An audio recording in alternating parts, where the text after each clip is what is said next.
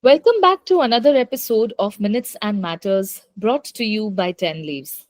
I'm your host, Bhumika Arora, and today we will be talking about fostering excellence in boardroom, guiding you through the complexities of modern governance. Today we are pulling back the curtain on a governance practice that might appear as a simple administrative task, but is actually the foundation of effective board oversight, the board meeting agenda. And to help us dive into this, I'm joined by my colleague, governance expert Bhakti Dave. Bhakti, welcome to the podcast. Thank you, Bhumika. It's always a pleasure to be here. And yes, you are right. Something as simple as a board meeting agenda is often underestimated. Bhakti, that's very true. Can you explain us why is the agenda such a critical governance tool and what does it symbolize for a board? Sure, Bhumika. Agenda is the first step to the board meeting. We can start with that. And why? It is a very critical governance tool because it defines the board focuses, structures its time, and reinforces its strategic tools. It ensures that the board's limited time is spent on the issues that matters the most, whether it's an oversight or risk or performance or any sort of long-term visions. Also, a well-planned agenda enables effective decision making, aligns board and management prioritizes, and it strengthens accountability. And I think, Bhakti, you've said it before that the first step is actually to redefine the purpose of the meeting. Now, can you elaborate on it? Absolutely. Earlier, what happened was traditionally the board meetings were seen as a compliance checkpoints wherein they had the list of activities and they were just checking it just for the sort of compliance purposes. Where Hmm. directors listened to the updates or they reviewed the report or approved decision with minimal challenges. Now that model is no longer fit for today's dynamic and complex environment. Today, the role of board is to provide strategic guidance, proactive oversights, and effective risk management. Directors also have the duty to come prepared, having read and understood the materials in advance. That way, the meeting time is served for the in depth discussions and debates and just not reading through the reports that could have been circulated earlier. Right, Bhakti. And this brings me to a very important question. Why is sending the agenda and board pack in advance so critical? Can you explain? Yes, Bhumika, it is very critical to send the agenda along with the supporting documents. When we say board packs, it's the supporting documents to the agendas. It is very important for them to be sent in advance. Best practice is to send the board packs along with the agenda at least minimum 7 days before the meeting. This gives directors time to understand the agendas, the materials, and they can come prepared to ask questions if required or any sort of clarifications if required in advance, and this can help for a meaningful conversation during the board meeting. Okay, and Bhakti, can you break it down? Can you break this down to us? Like, what exactly should be a well structured agenda? Like what should it include? So Hmm. normally there's no structured format for any agenda because it depends upon the organization's requirement, what they want to place it before the board. But at the minimum, the agenda can state the day, date, time. That is a basic requirement. And also, since there are different time zones where the directors would be attending the meeting virtually, the time zone can also be included in the agenda. That will give a clarity to the directors also. Right. You can group it logically. The basic details, as we are discussing, one is the essentials like the approval of the minutes of the previous meeting. That will give the board a confidence that the minutes are already prepared, and it can be kind of a noting for them also. Hmm. Or any kind of committee updates, it may be audit, risk, or remuneration committees, or any strategic discussions on performance, risk, or any sort of opportunities of future, or any decisions that require board approval. And there can be any other agenda items also which the board would want to take it in the meeting. So these are the basic agenda items that can be included in the notice, but there is no as such, a format because it will depend upon again the company's requirement. Right. Right. Yeah. But very important point here is even though you are mentioning the agendas, what is to be discussed, the supporting documents plays a very important role.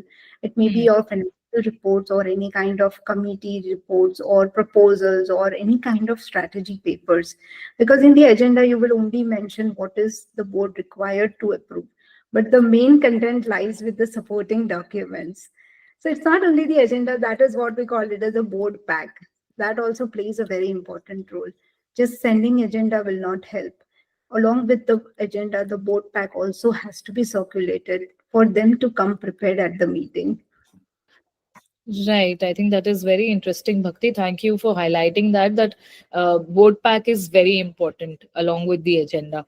Uh, okay. And Bhakti, what about the boards that are truly global, like the directors who are sitting in different countries, speaking different languages? What about them? Yes, normally since now everything is virtual. Earlier it used to happen, like, traditionally board meetings were more of a physical, wherein they used to come at one place and then they used to conduct.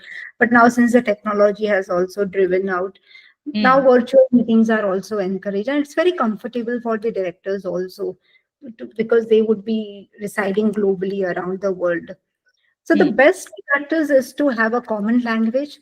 Almost every time it can be English, so that Hmm. everyone has the common language, and there are Yeah. no language barriers to Right. the directors Hmm. also. Hmm. Hmm. Hmm. And all this will help them, to eliminate any kind of misinterpretations, or everyone will be on the same page. Right. I think a designated language like English plays a good important role here so that, everybody can communicate well. Yes, and why we are, it sounds very normal why we are highlighting this, but there has been cases where Mm-hmm. the meetings are conducted in a different languages, and some of the board directors or any of the members who are attending the board meeting, they Hmm. are so curious because they might not know that language. So they Yeah, always I'm sure. I'm sure they must be feeling lost. it actually happens. Hmm. All right. Okay. So, Bhakti, this sounds ideal, but what challenges do boards actually face in putting these practices into place, like while implementing these practices? Basic challenges are late distribution of the materials. Often the management has not finalized the reports, or some audits are going on, the financials are not prepared, or any sort of supporting documents are at the stage of finalization or in process of their working out.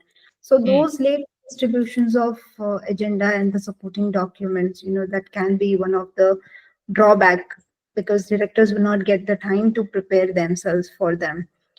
Many a times, what we have observed is there is no clarity on the purpose of the meeting. So that there it comes, the each agenda item, if there is some kind of a explanatory note or description, that will help directors and also the other members. There may be other people also who are invitees attending the board meeting. It will help for them also Hmm. to come prepared for the meeting. Right. Okay, and there's this another point, Bhakti, that what's the responsibility of an individual director here? Like, is it enough for the management just to send the pack in advance, or is there something else to be done? Not at all, Bhumika. Directors themselves have the duty of care because of their designation itself. It's a very Right. huge responsibility. So Hmm. that's the reason we have been, discussing it repetitively. They have to come prepared, read the Prepared. material. Yeah. Yeah. Yes. Every time, the connecting dots come to the same place, because they themselves has a responsibility as a director in the company. And Right. that is how they can also add value by Hmm. spotting trends or identifying risk or asking any kind of questions, because Hmm. preparation can help them to be reactive rather than being a true strategic partner. I agree. I think you've also mentioned this in the previous episodes that preparing for a board meeting is very, very important. You can't just walk in like that. Yes, and that will help the organization also. And so just imagine you are a director and you have been sent agenda item just a day before it, and you even Hmm. don't know what discussions are going to happen. Right. I think I would be sleeping half of the meeting. So that's the reason it's very important to send it in advance. Right, right. I think Bhakti, that's a great example. And to close this, like, what is your message to boards about the agenda, Bhakti? I will say a very simple thing. The agenda isn't just, afterthought. It's a first step in governance excellence for a board meeting. A timely, well-structured agenda and also the supporting documents will create the conditions for oversight and also a culture of transparency, because board will also get a sort of confidence in the organization because all the details, informations are very clear before the board meeting. I think very nicely put, Bhakti. And with that, we wrap up today's episode of Minutes and Matters.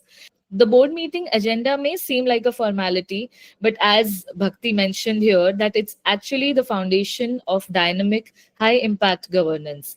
Bhakti, thank you so much for joining us today. Thank you, Bhumika. Always a pleasure. We are going to have our next series also, wherein we will talk more about the board meetings. This is just the agenda, first step. How about the second step? And there are many other steps to it. Yes, and we are all looking forward to listening to the next episode, Bhakti. We've seen how something as simple as a board agenda can shape governance outcomes, elevate discussions, and strengthen oversight. It's not just about structure, it's about creating a culture of preparedness, transparency, and accountability. And thank you so much, Bhakti, once again for explaining this so well. Thank you, Bhumika. It's my pleasure always. Yes, likewise.